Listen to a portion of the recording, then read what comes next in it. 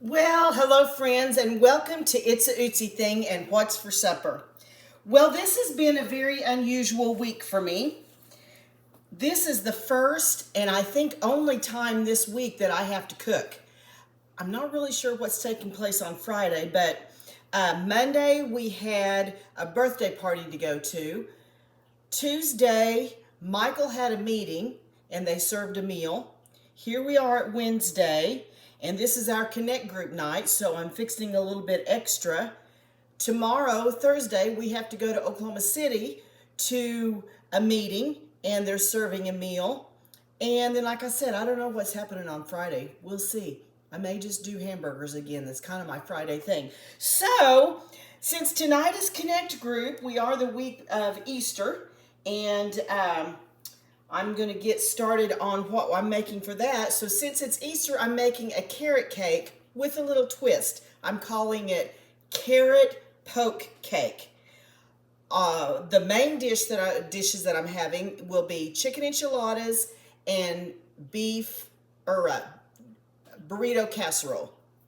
And then I'll have a salad and some fruit. So I'm going to go ahead and get started on my cake because it needs to bake and then it needs to be in the refrigerator and cool off for a little bit. So what I have done first, and you need to do this a little bit ahead of time because you want your brown sugar to dissolve in your carrots, but you're going to take 6 cups of carrots, just like I've done here, and you're going to add a cup of brown sugar and just stir that together and let that brown sugar dissolve. I've had this dissolving, I put it maybe 10 minutes ago while I got all my other ingredients together, so it didn't take very long at all. So what we're going to do first is our wet ingredients. So I've got 4 eggs that I beat up already. I have 1.5 cups of sugar. And I'm just going to go ahead and stir that together a little bit. Get where you can see. I forget to do that because I have to stand close enough so I can see my recipe, so I'll be going back and forth. By the way, I figured out how to get the recipes onto the videos. So those of you that have watched me, I finally got that figured out. Okay, now we're going to add 1 cup of melted butter. And I'll stir that together without making a mess, and I did. I just flopped that butter on my shirt. I'm sure nobody else has ever done that. Now I'm going to add 2 teaspoons of vanilla.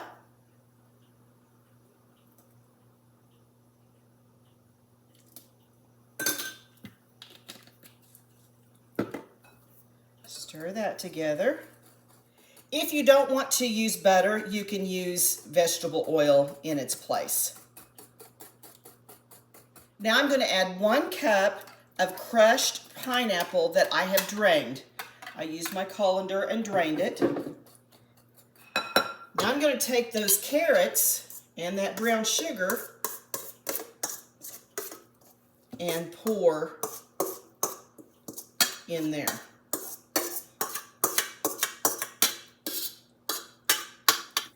Now I'm just going to stir those carrots into my wet mixture. In a separate bowl, you're going to want to add 3 cups of flour, and I've already added it to this bowl. 3 cups of flour, 1.5 teaspoons of baking soda, 1 teaspoon of salt, and 4 teaspoons of cinnamon. Now I'm just going to, little at a time, add that flour mixture to my wet mixture. Before you get started mixing your cake, you're going to want to set your oven on 350 and get it preheated. Now I might add that if you do not want to go through all of these steps, if you don't want to make it from scratch, you can get a box.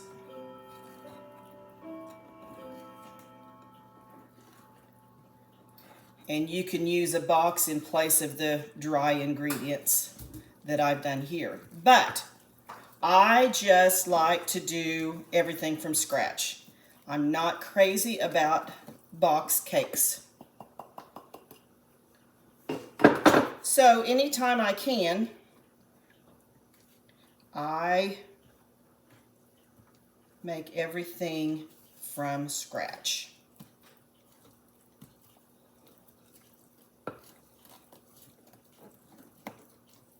Just want to make sure all that flour is mixed in good with your wet ingredients.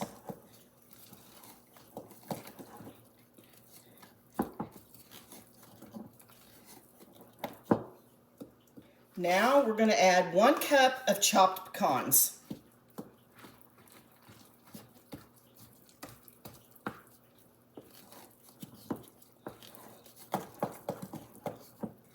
Now I have a prepared 9 by 13 pan. I have it greased. And now we're going to put this in there. We're going to bake on 350 for about 35 to 45 minutes. Every oven is different, and I think every day is different when you bake. You never know what the temperature is going to be like. The atmosphere has a lot to do with baking, and so we're going to say 35 to 45 minutes. Just when your toothpick comes out clean, you know that it is done. So once we get this out, I'm going to let it cool for 10 minutes. When it is cooled for 10 minutes, then I'm going to take the end of a wooden spoon like this, and I'm just going to poke holes all in it. So we're going in the oven at 350. Okay, we're going to get started on our burrito casserole. What I've done is I have browned 2 pounds of hamburger meat with 1 cup of a chopped onion. This has been browned. I have drained the fat off of it. Now we are going to add 2 cans of enchilada sauce.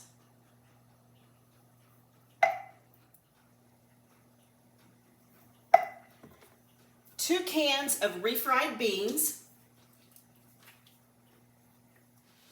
And now we're just going to mix that up real well. Let the beans get warmed up and mix all together with the hamburger and the enchilada sauce. We want this all very well incorporated. While that is heating up, you want to take 2 cans of cream of mushroom soup in a separate bowl.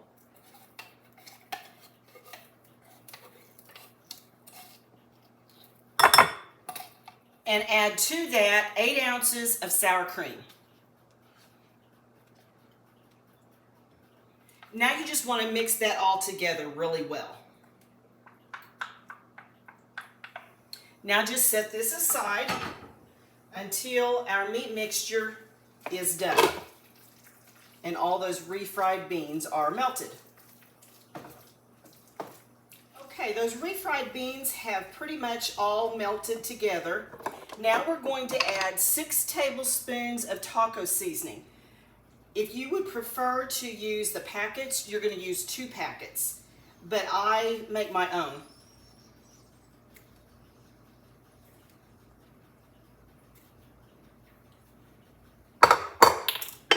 So you want to have your taco flavoring in there.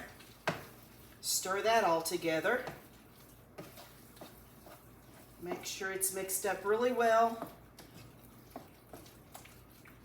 This casserole is really, really good. And the nice thing about it, unless you're feeding a large group like I am this evening, you could make one of the casseroles one night and then do the chicken enchiladas another night. So it's not like you have to do both of these together. Okay, I've got this all mixed together. That sour cream and soup mixture that we mixed together, you're going to put a little bit on the bottom of your casserole dish. I did go ahead and spray some oil on this in case it would try to stick. So you're just going to spread that out on the bottom of your casserole dish. Now you're going to take some flour tortillas. The recipe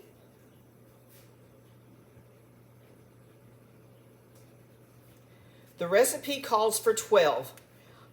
I'm going to see how it turns out if I use 12 because these are really big. So I may only have to use 6 of these because these are the big guys.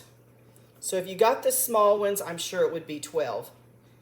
Now that that is down, we're going to take some of our meat mixture and spread that all over our casserole. Now you're going to sprinkle cheese all over the top of that. I don't generally buy bagged cheese. I shred my own. But whenever I was at Aldi the other day, getting everything, I saw this shredded Mexican style cheese. It says Mexican quesadilla style melting cheese. I thought that sounded good, would be great for this, so I decided to give it a try. Okay, now we're just going to repeat the process.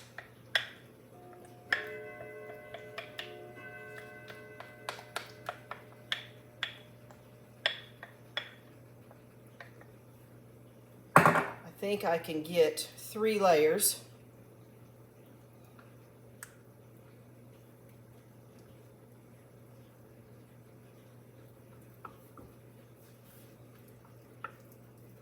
And also the nice thing about this, if it's just 2 or 3 people in the household, you can cut this recipe in half.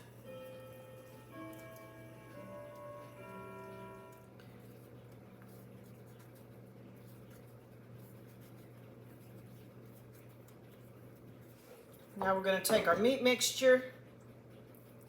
Again, spread that all over the top of that.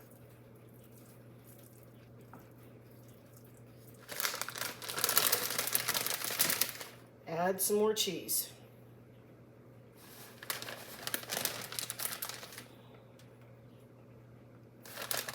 Okay, here's our last layer.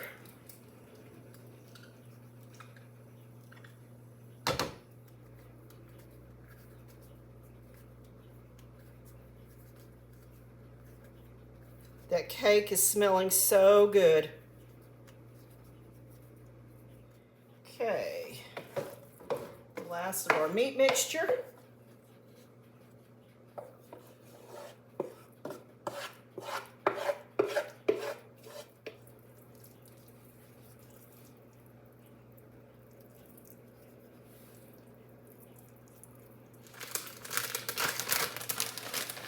And now the last of our cheese.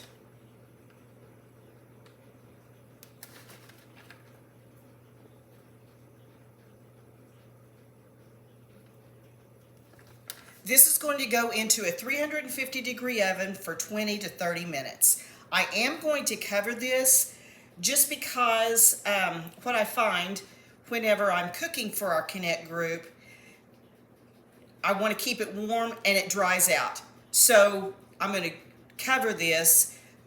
You wouldn't have to if you're going to be eating it as soon as it's done, but I'm going to just to keep it from drying out. Now we're going to get started on our chicken enchiladas. I have about 2 cups of chicken. That's what the recipe calls for. I think it's probably actually a little bit more. I did a whole chicken. I boiled a whole chicken. Now you could do a rotisserie chicken from the grocery store, but this was an entire chicken. And yeah, there's probably more like 3 cups of chicken in here. I'm going to add to that about 2 cups of shredded cheese.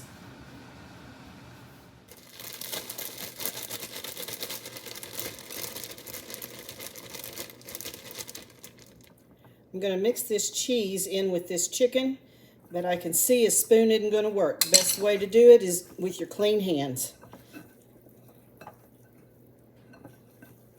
because it all needs to be mixed together really good.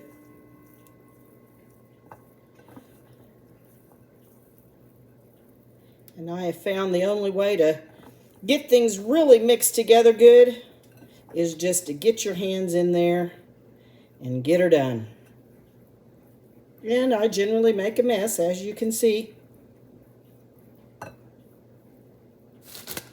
Now I'm going to take my tortillas, those big tortillas that I had, and I think we're going to have about 10, and I'm going to fill these tortillas with my chicken and cheese mixture.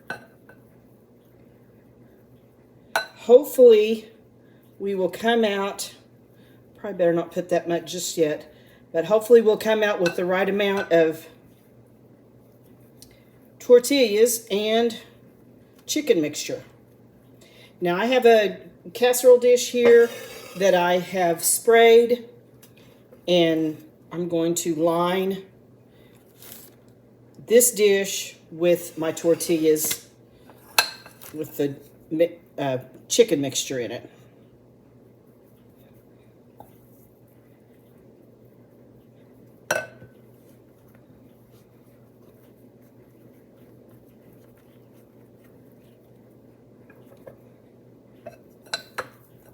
Most likely people will cut these in two, so we will have plenty. I think we'll only have about 10 here this evening. It's kind of how our group has been this year. We've gone from starting out with about 24. Now we're down to about 10 because some have moved away and going to other groups and things like that. So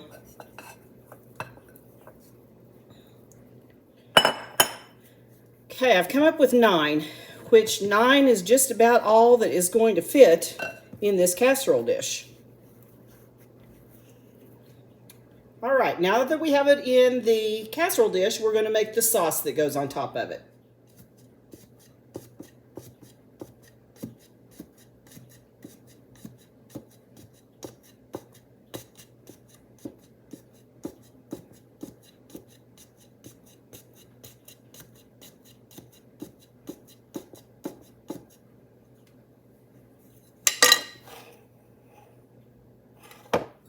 Okay, we're ready to start on the ooey gooiness of our cake. Then we'll go back to the chicken enchiladas. But we have 1 can of sweetened condensed milk. Now I'm going to add about a half a cup of caramel sauce. This is Smucker's brand, but you can use whatever brand you want to. I'm going to try to get all of that out.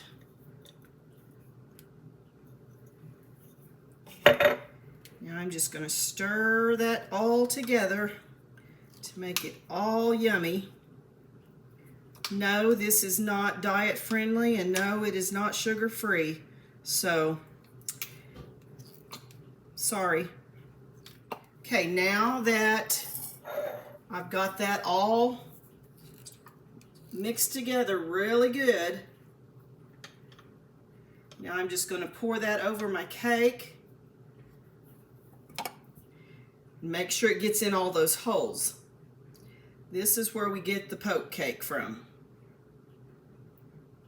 This makes this so yummy, so moist, and just absolutely delicious. Just adds a little twist to your carrot cake. I was going to make a regular carrot cake, and this came across my Instagram feed, and I thought, I'll have to do that instead, because I make these poke cakes quite a bit. But the gal that did it on Instagram, she used a box, and like I said, I'm not crazy about box cakes, so I used my regular carrot cake recipe that I have in my recipe book that I've used for years, and instead of icing it with my cream cheese frosting, I'm doing it this way. Now I'm going to take a tub of Cool Whip and spread that over the entire cake.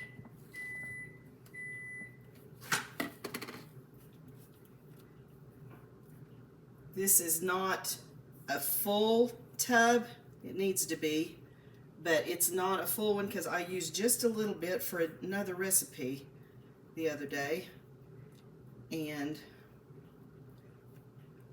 I think I may go get another tub out of my refrigerator because a lot of that cake is showing through, and it needs to be covered with the Cool Whip.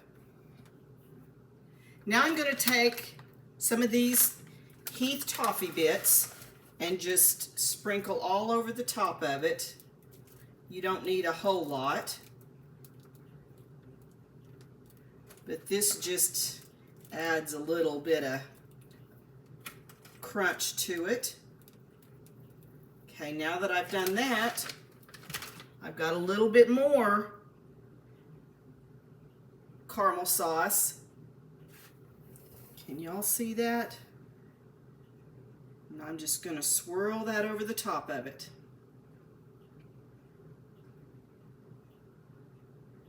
And now we're going in the refrigerator until it's time to serve it this evening, because it does need to chill a little bit. Now we're back to our chicken enchiladas and making our sauce. In this saucepan, I have 3 tablespoons of butter, and I'm going to get that melted. Now that the butter has melted, I'm going to add 3 tablespoons of flour, and I'm just making a thickening. Now that this is all thick, and I've kind of developed a roux, if that's what you want to call it, I think that's what it's called, I'm going to add 2 cups of chicken broth.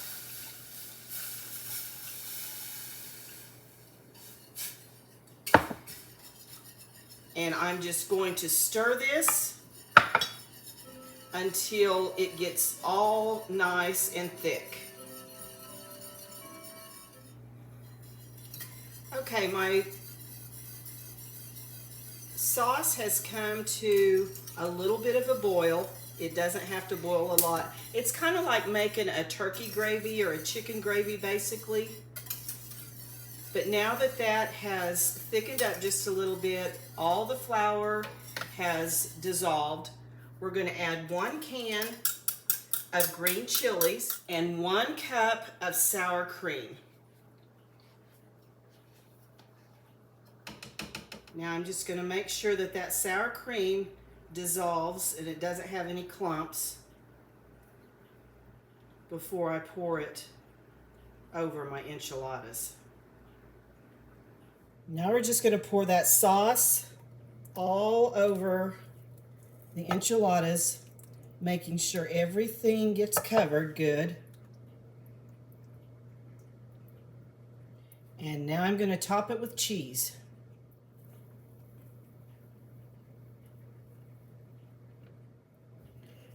Now we're going to go into the oven with our burrito casserole on 350 for about 30 minutes. Well, thank you all for joining me today as I got my food ready for our Connect group tonight with our burrito casserole, our chicken enchiladas, and our carrot poke cake. I hope you'll give this stuff a try.